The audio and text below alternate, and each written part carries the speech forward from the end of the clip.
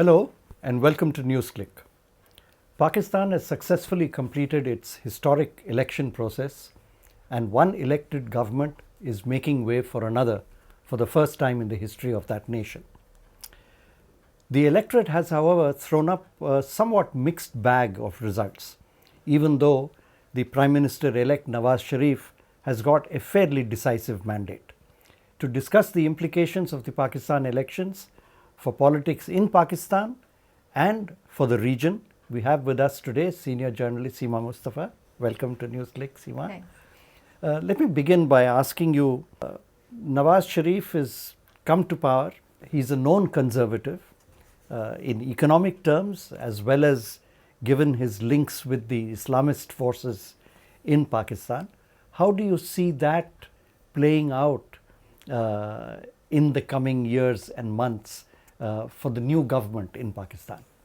Yes, I think it's very interesting because you have Nawaz back, and without any real clear indication whether he has changed from the earlier Nawaz to now. Why I'm saying that is because the challenges before Pakistan are so different and so huge since he was last Prime Minister. His alliance with the Islamist parties is going to have a direct bearing on what he does in the coming days after he takes power, particularly because they did support him. Punjab, there was no violence, and that the papers they had reported that was because of a deal. Everybody is going to be extracting their pound of flesh now. And one of this, I think, will also have an impact, Raghu, on the on Afghanistan and the pullout of the Americans from there in 2014.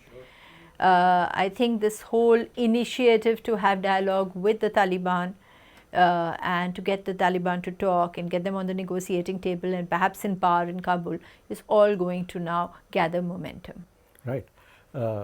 And given the fact that the surprise, if you like, of the elections has been the success of the Imran Khan-led PTI, which is most likely to form the government in Khyber Pakhtunkhwa, that is also going to play out with the Tehreek-e-Taliban Pakistan and the withdrawal of the US forces from Afghanistan, and how Imran Khan is going to deal with that is also going to be of significance. Absolutely. That's another, because the ANP has been defeated in that area. They were also targeted by the extremist groups. The two parties that were not really targeted and that they declared it was Pakistan Tehreek-e-Insaf, Imran's party, and of course the PML-N, Nawaz Sharif's party. And now you're getting a person who had led a campaign, which is Imran Khan, led a campaign against the American presence, against the drone attacks, against the way terrorism was being handled. He's talked about having talks with Taliban, opening new negotiations. Now he's going to be in power in what is a crucial, it's really the front of the war in that province.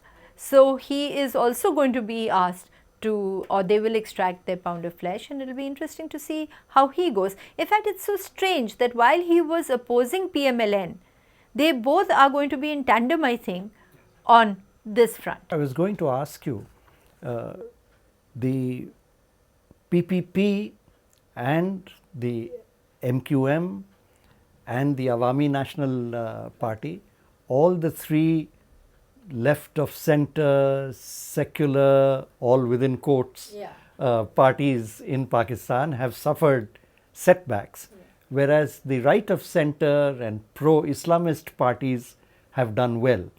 But in the coming days, surely there is going to be some contradictions that will arise between the extreme Islamist forces, the Taliban, etc., and the ruling parties, both at the center and in the states. Yes, and I think it's Imran Khan in particular will find it very difficult to marry the two constituencies, because he also got the vote of the young people who are obviously whose aspirations are to move out of this phase of Pakistan's history into a more liberal, developed, progressive society. At least that is how they seemed to talk to us when we met them. And at one level they saw Imran Khan as this liberal, earlier cricketer, the person who will take them there.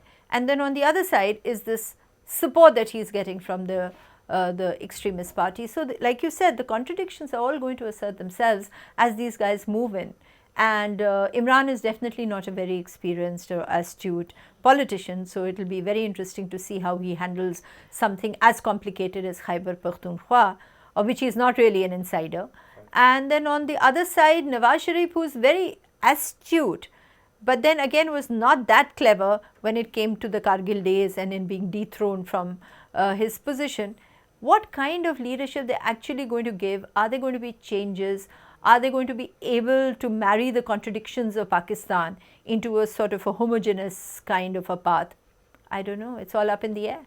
And it looks as if, going by the news reports, that the new government of Khyber Pakhtunkhwa is going to be a coalition between Imran Khan's PTI and the Jamaat. Yes. So there you are. They are together again, you know.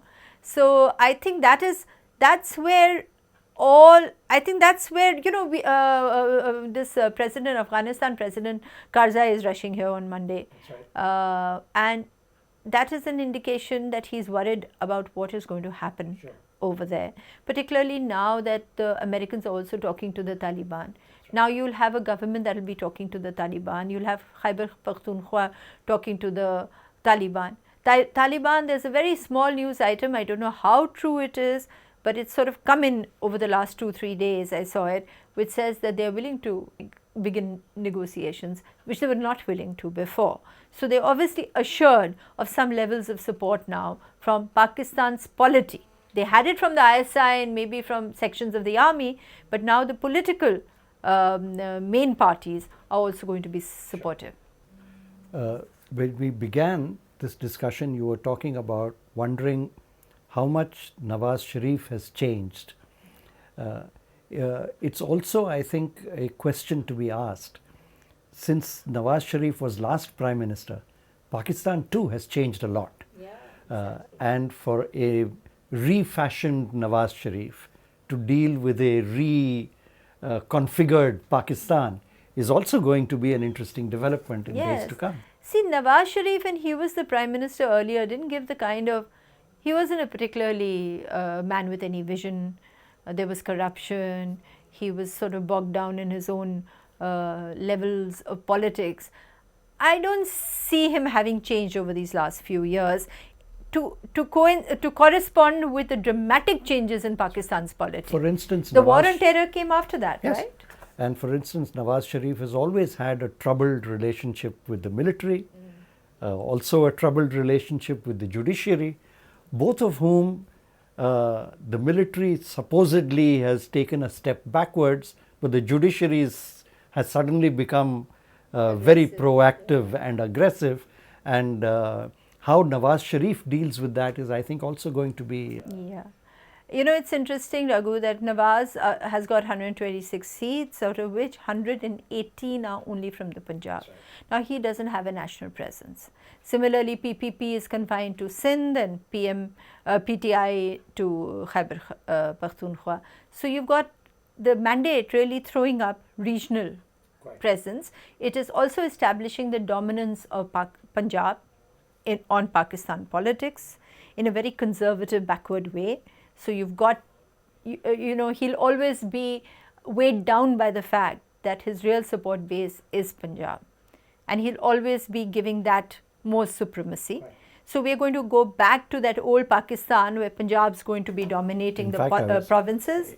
In fact, I was going to ask you, at least the previous time, you had the PPP having a reasonable share of seats from Punjab, from the northwest frontier. Now that's no longer the case. All the major parties are virtually confined to just one province each. Absolutely. And in fact, the only national party today is the army. That has a presence everywhere. So it is actually in a good position because it's got all the three main political parties stuck in their little areas. Whereas the army is while having earned the goodwill of the people, while remaining out of the political process, is able to is able to contain the political assertions that might be necessary in the coming months.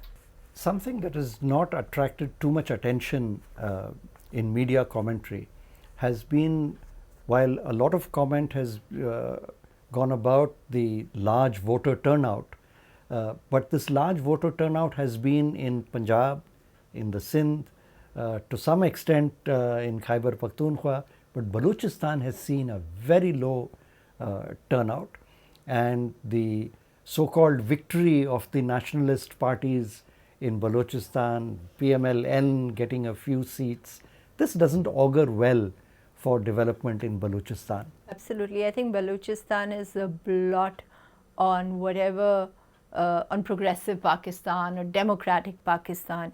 That province has been really sort of trampled upon by the more dominant, assertive political parties and tendencies and trends of Pakistan. And I think this is something which they really need to take care of. And I don't think, given the kind of mandate that Nawaz Sharif has, that he's going to be looking at Balochistan at all. So which is likely to increase maybe fissiparous pressures in Balochistan in Yes, yes, it will. the Indian media has of course been obsessed with the India angle from the Pakistan elections, although I don't think that is uppermost in Nawaz Sharif's mind right now. But in any case, sooner or later he will have to turn to working out a modus vivendi with the Indian government. How do you see Nawaz Sharif and the PML-N moving on in that direction? I think it is very visible for in the first conversation that Prime Minister Manmohan Singh had with Nawaz Sharif. And when they had that conversation, there was some in the briefings on both sides, they said that Nawaz Sharif had invited Manmohan Singh for the swearing in oath taking ceremony, and immediately the Pakistan newspapers quoting anonymous senior PML-N person saying that no, actually he has not invited him. And there's no question of inviting him. And similarly, the Indian off-the-record briefing saying that no, the Prime Minister is not planning to go. So I don't see any major shift in relations with India at this stage. I think there is some kind of a national or a political consensus in the Nawaz in Pakistan of just retaining the status quo, although there is a desire for peace and for moving forward. But like you said earlier, this Nawaz Sharif is such a conservative that I am not really sure that he is the best person placed there to improve relations with India dramatically. Some business circles are speculating that given Nawaz Sharif's business background and his pro-business policies, he is likely to move on the most favored nation status to India. If that happens, that would certainly be a step forward. But do you think he would have the political capital in Pakistan to move on that front? Yeah, because you see, the PPP did have it, and the PPP wanted to do it. They made the announcement and they couldn't go ahead with it. Nawaz Sharif and who is opposing it? The Islamist parties. The main resistance to MFNS come from there. And they are the ones who are going to be calling the shots to some extent insofar as Nawaz Sharif is concerned. Now we have to see how far he gets out of it. Right. How, you know, he has also made common cause with the Sipah Sahibas, right. Which is such a Sunni outfit. Right. He has made it very clear that he is supporting them in their whole sectarian outlook. So it's going to be very difficult. I'm not really seeing very many breakthroughs on the India-Pakistan front. And the same presumably would also hold for the scenario vis-a-vis Afghanistan and the withdrawal of the American forces, particularly given the fact that traditionally external relations, national security issues have always been dealt with by the army. Particularly when it concerns India or Afghanistan. I would like you to tell our viewers how you see the Nawaz Sharif government. As do you think they would be able to play a slightly more independent role of the army, or do you see the army still being the same old assertive force. You see, in his interview to an Indian television channel, Nawaz Sharif, just before the elections, he said that he said that the army is going to be under us, and Kiani is not going to get an extension. The senior most person is going to come there, and the army will be where it belongs. Now, it's something which every politician in Pakistan has probably dreamt of keeping the army where it should belong, but they've never really been able to. The army is a massive stakeholder, and I don't know if Nawaz Sharif will be able to keep it where he wants to keep it, given the contradictions of his government, the pulls and pressures on it, given the war on terror, given the withdrawal of troops, the American troops in Afghanistan, and the fact that this whole region has become really a tinderbox for the extremist groups. How is he going to manage by keeping the army where he wants it to be? Besides, he was also a victim of a coup. That's right. And from a person who himself had appointed in that position. Now, it's going to be again, another thing that we have to watch is whether Kiani is going to get an extension or whether that senior most principle is going to evolve. And given the fact that the army has always utilized the Taliban or whatever you choose to call those forces as part of its strategic armory in looking for strategic depth in Afghanistan or in its views vis-a-vis India, it's bound to increase the importance of those sections, which would make it more difficult for a civilian administration to deal with. Yes, absolutely. And I think like what you've suggested in your question is also the fact that the army has got its own political policy. That's right. About Afghanistan and about the northern areas and Khyber Pakhtunkhwa, whatever. So army is going to be a major player, and it's not going to take very kindly to any hurdles. Now it stayed out of the political process, it let the politician have its say, and now the politician has to support what is happening. And also, given the American problems and the fact that they're not really sure of what they're doing, their dependence on the Pakistani army continues. Now, why I'm saying Kiani, whether he's going to remain or not remain, is going to be interesting, is because one thing that Kiani has actually established is the fact that he doesn't have political ambitions, and he's not going to stage a coup. You don't know about the next general who comes in power.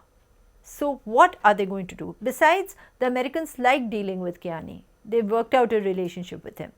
Would they want him to go right now? And against the backdrop of the impending American withdrawal, the importance of the Pakistan army only increases. Absolutely, absolutely. And I think Nawaz Sharif and everyone else knows that. So I think maybe initially is going to focus on electricity, power problems, on governance.